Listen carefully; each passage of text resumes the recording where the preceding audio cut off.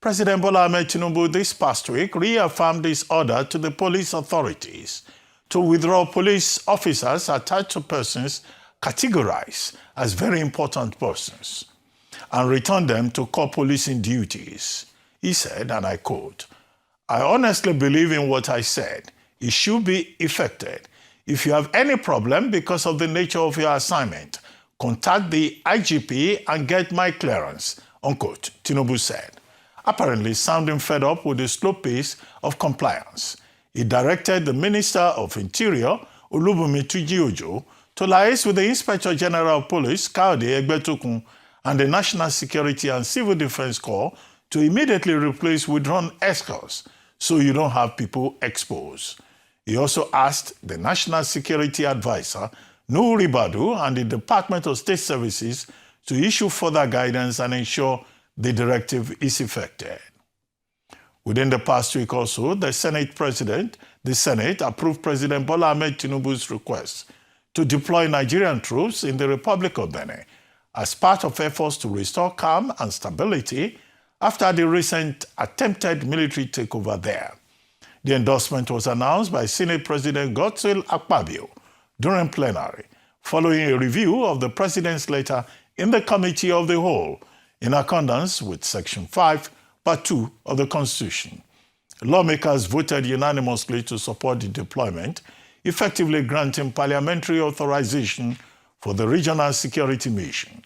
Akpabio commended the resolution as timely, stressing that unrest in any neighboring country could easily destabilize the wider region. Moving on, the governor of Osun State, Ademola Adeleke, has announced his membership of the Escort party, just a few days after resigning from the People's Democratic Party. In a similar development, Governor Sim Fubara of Rivers State has denounced his membership of the PDP and defected to All Progressives Congress after many months of intra-party bickering. After announcing his defection to adoring supporters, Governor Fubara launched into a specially composed song in praise of his newfound mentor and President of Nigeria, Bola Ahmed Tinubu.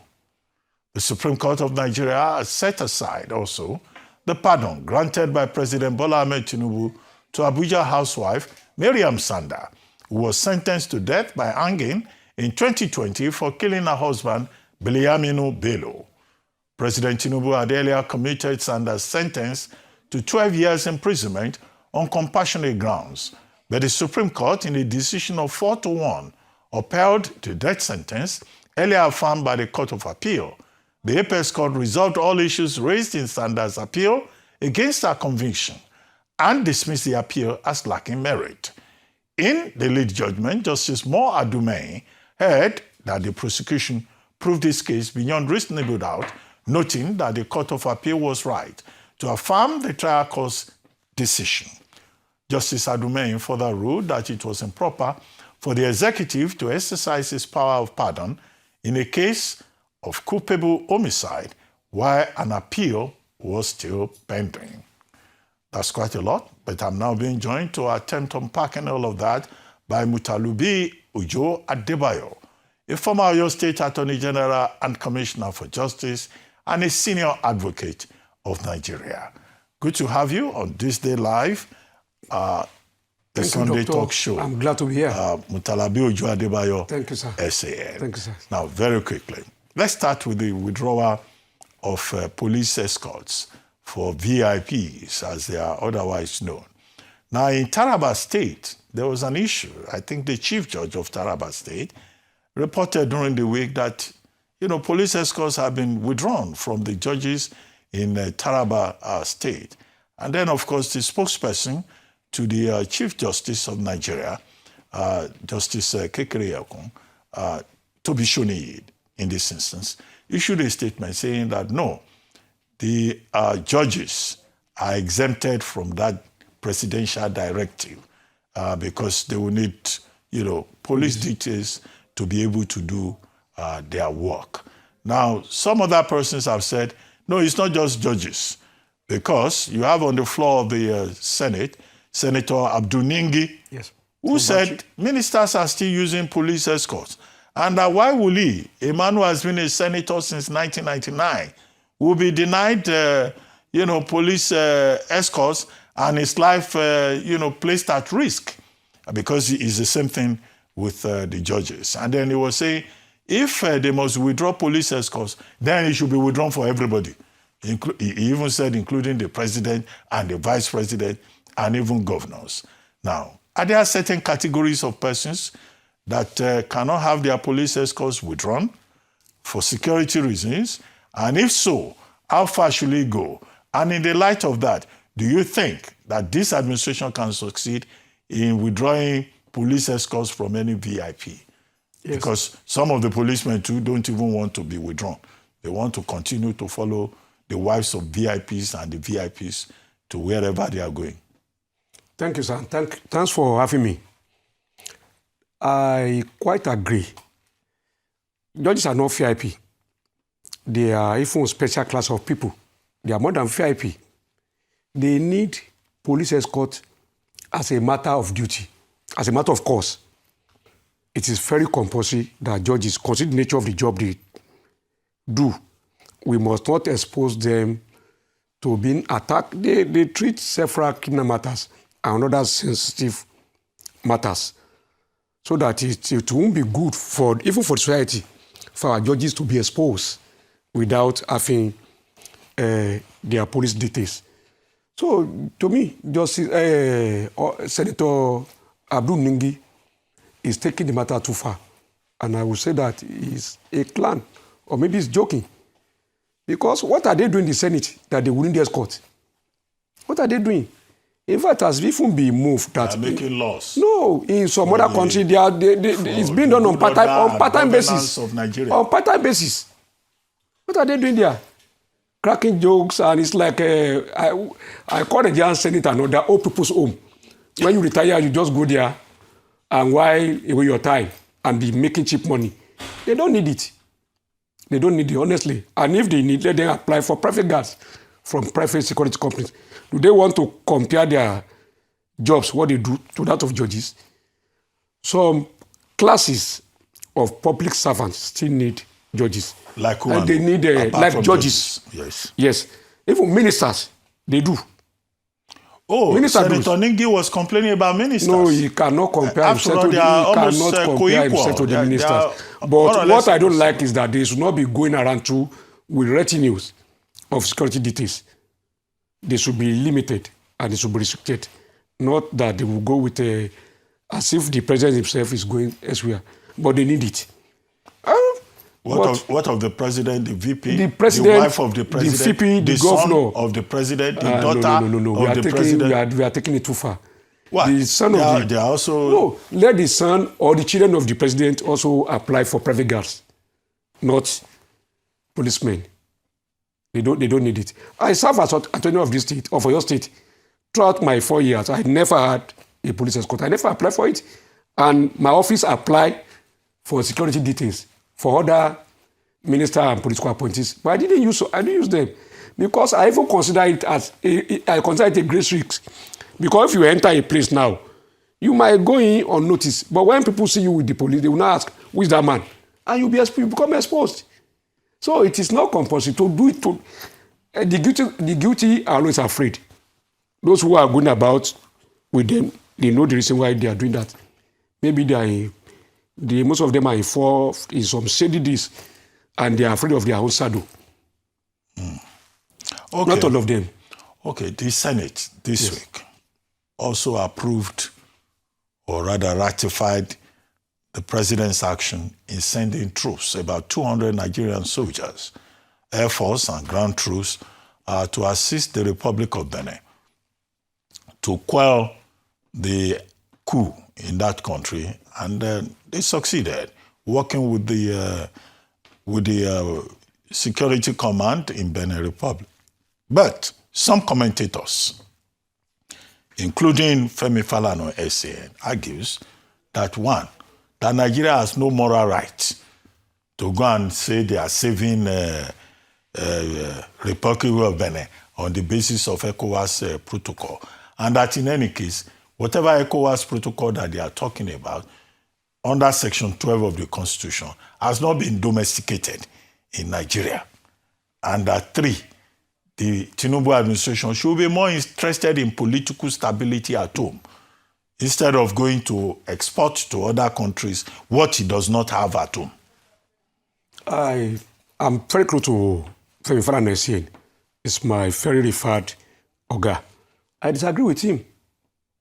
I disagree. You see, if you leave your neighbors at large to do whatever he likes, you will also suffer from whatever he's doing that may be untoward. And let me see, it's not about moral rights. It's about the treaty that was signed by members of the ECOWAS countries.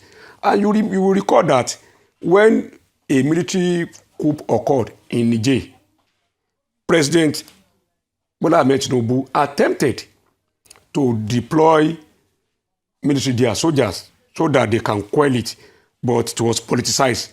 And again, some foreign powers, especially some foreign powers, kicked against it. They said the president was then supporting the French government, whom the coupists targeted in their speech. We should ask ourselves, why has Turkey not been admitted today as a member of the EU? Because Turkey has failed to perfect or to meet one of the requirements of being a member of the EU. That's, you must democratize. You must be a democracy before you can be a member of EU. Turkey has strategic location in the Europe, but still that to today, they've not approved or admitted Turkey to be a member of EU. Likewise, if all members of the ECOWAS country, if they've all agreed and ratified the treaty that we should all be run by a democratic or civil rule, and if anyone goes against it, then it behoves on all of them, except that they don't have a standing force like we used to have then, ECOMOG. So they should try and restore sanity, order into that country, which was exactly what President Bola Ahmed Tinubu. It's not about moral rights. It's about legal and constitutional rights under the international treaty, which they all appended their signatures to. So I agree with President Bola Tinubu, and we need more of that move, the argument of that is intervention. that we have not domesticated that treaty. No, but it has been ratified. We signed. We are party to it. We were part to that treaty. We signed. What are you domesticating in international treaty? What do you want to domesticate? I know. What do you want to domesticate in the treaty? You don't. You can't domesticate it. We are bound by it. Pactus Safanda. Yes. Agreement is binding on party who sign it and ratify it. Sacrosanct. Yes. Okay, I get your point. But the major point that Femi Falana SAM was making is that there is a shrinking of the civic space in Nigeria, and that we have an obligation. That's another issue entirely. To address our own democratic inconsistencies. No, before we go and start helping people in other places. No. It is not like that. When Chief Awolowo was alive, prior to the 1983 Constitution, he was interviewed by Peter Enoro, and Bola Bogosanwo, you yes. got it right. And they asked Chief Awolowo, he said, all your campaign promises were about free education, free health, rural integration, job creation. What about your international policy? The Chief Awolowo said, yes, I have. But I can't be explaining that to Nigeria. Awolowo said, look, let me tell you, the border, the boundary of Nigeria is somewhere in Benin Republic. That Nigeria should be a big brother to all West African countries. And once that is done, then even to all the African countries. He said Nigeria failed every black man because we've not been able to put. So what President Ahmed Tinubu did is in order. And we need more of it. Okay, what do you say about the political space? Osun now, the governor has joined our court party. Yes. In Rivers, Governor Fubara is now in the APC. The whole of the South. Yes. Plateau is coming. Yes. Other states are coming. So when you check the parties that are still in the opposition, yes, people are concerned. They say, look, this was the same situation in 1964 that led to the blowout in the First Republic. This was the same situation in 1983 when they were talking about landslide. After the landslide, democracy, had to be part of that landslide and all of that. That, look, is the ruling party in a good position by trying to stifle the opposition? Even if spokespersons of the ruling party will say that's not what is happening. It's the opposition that cannot organize itself. That's their counter-argument. I don't agree that the opposition is being stifled in Nigeria. PDP misfortune, or where they find themselves, is self-inflicted. Self-inflicted. And that was due to the fact that they couldn't manage their successes over the year. You remember when President Jonah was there, and some people walk out, including now Senator Aminu Tambuwa, even Alhaji Atiku Abubakar, and others. So the crisis of the PDP started from that era. So what was APC got to do with it? Even as at that time, APC was in opposition.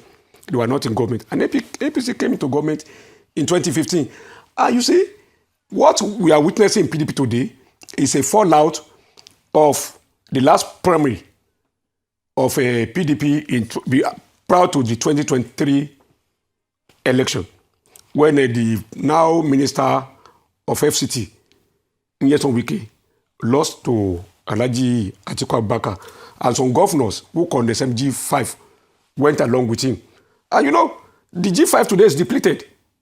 My own governor, Seyi Makinde, is no longer part of G5, and it's like the last man standing in PDP today. What had that got to do with APC? We have to remember that Asiwaju Bola Ahmed Tinubu, the present president, has been in opposition since 1999. He didn't jump ship.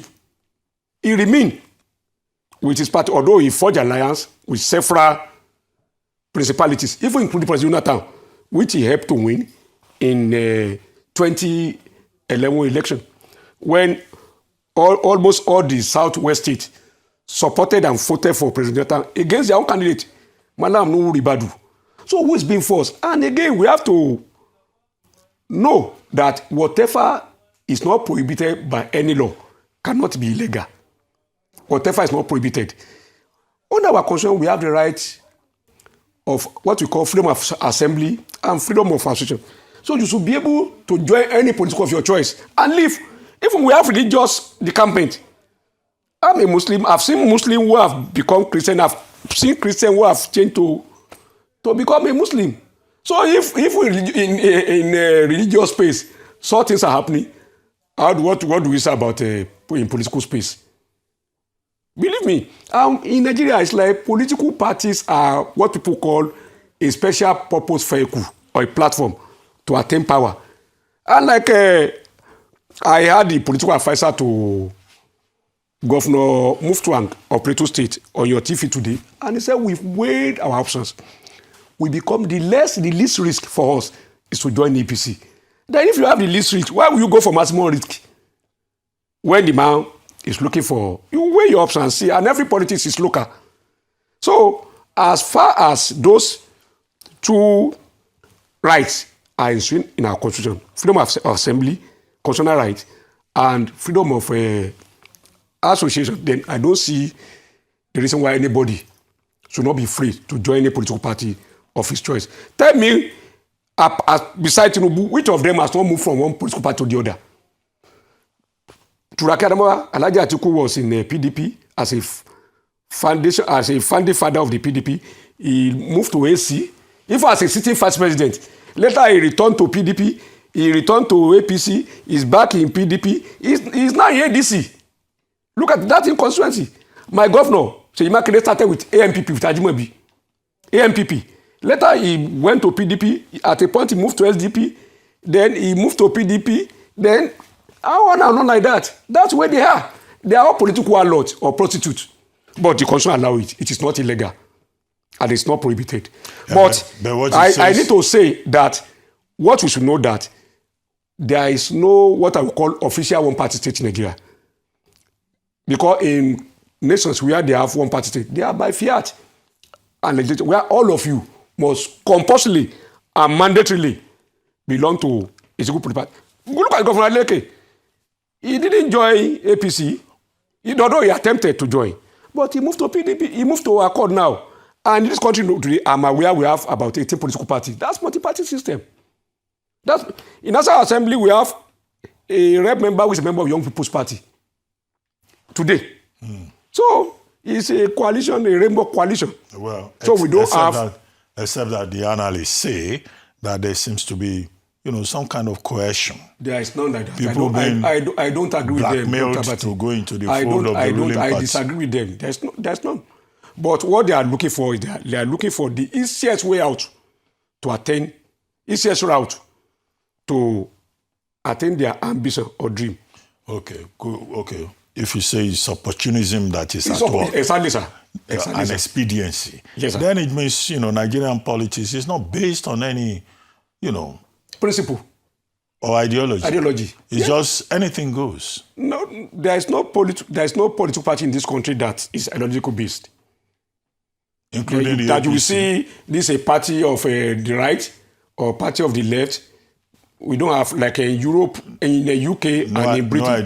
No identity. No character. No character. Just nothing. grab power for his own But case. I won't blame them. I'll blame all of us. I don't see any reason, Doctor, why you should not be in that assembly. You see, alone, you can effect positive change all alone.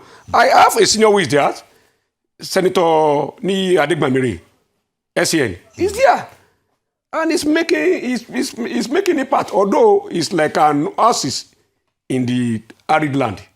But his impact is being felt. And we have few people like that. All of us will move there. We should not say politics is dirty, we should allow them. I can't join because it's dirty. We continue to be dirty. Because it has to do with the color and nature of the people that are there. If we have dirty men there, it will continue to be dirty.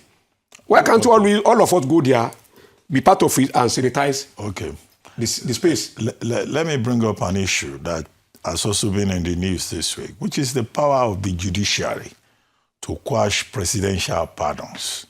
And the argument, as put by Justice Adumei, GSC, in Miriam Sanda versus against the state, is simply that when a matter is pending on appeal, the executive arm of government cannot hijack the powers of the judiciary, and that the government has to wait for the judicial process to be exhausted before it can intervene at any point. But there is another argument that this is not true. Sholola versus the state. Sholola and another against the state. So, which is the correct position? Because it looks like the executive is being accused of usurping the powers of the judiciary. None of us has seen a copy of that judgment. People are merely speculating and rely on social media reports. No, but the lawyers have read. There is Sylvester Udemezue, Esquire. There is Femi Falana. All of them, nobody can say that he has a copy of that judgment. I left Abuja today, and I was in that court. I was Supreme Court on Friday for another matter entirely. Nobody. Even I went there to get this case that was decided recently that had to do with Osun State. Over local government allocations. Yes, which I've not been able to get. And this one came thereafter. So everybody, all the commentators, they are making their comment based on speculation. We've not really seen who delivered the judgment and what the concurring and that judgment say about it. But having said that, sir, the issue, you see, in Nigeria, Nigerian lawyers are, if we have 1,000 lawyers, you are likely to have 1,000 opinions. Unlike in other advanced legal jurisprudence nations. Yes. Where given a set of facts and laws, all of them will return to legal advice. Unlike we have here. Let me now say this. If truly the court said that when an appeal is pending, the president cannot grant pardon, let's concede and give them that benefit of the doubt. Look, who appointed an attorney general?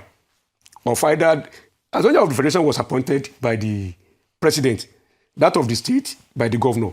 And we all agree, if the Supreme Court said an attorney general is a law unto himself, that except the only person who can restrain or control him is his appointer, which is either the president or the governor. So if the attorney of the region come to before them and enter in Ole, in any matter before the court, which is will they refuse? Which is a constitutional Will they refuse? So won't they grant it? That's the end. So if an attorney general has the power to do that, in any matter, no matter how immoral or whatever it may be, what can anybody do? It automatically terminates that proceeding. So you are now saying the appointer of the attorney general cannot enter in the matter that is still pending. No, that argument to me look like one kind. But the Attorney General of the Federation is not necessarily the chair of the Committee on the Prerogative of Mercy. No, that's under Buhari. I was an attorney for a state, 2011, 2015. And as attorney of my state, I was the chairman of that Prerogative of Mercy. And that's how to be. I don't know when they put it or they move it to the Ministry of Interior. And you will see that the attorney of the Federation, Prince Lateef Fagbemi, also wrote a memo to that effect. And it was granted. It has been returned now to the Federal Ministry of Justice, which is the proper habitat. So the point I'm now saying is this, that even the mere fact that an appeal is pending or ongoing is not exclusive to a pardon being granted. You get my point? A pardon may be granted to a defendant or a convict in a matter.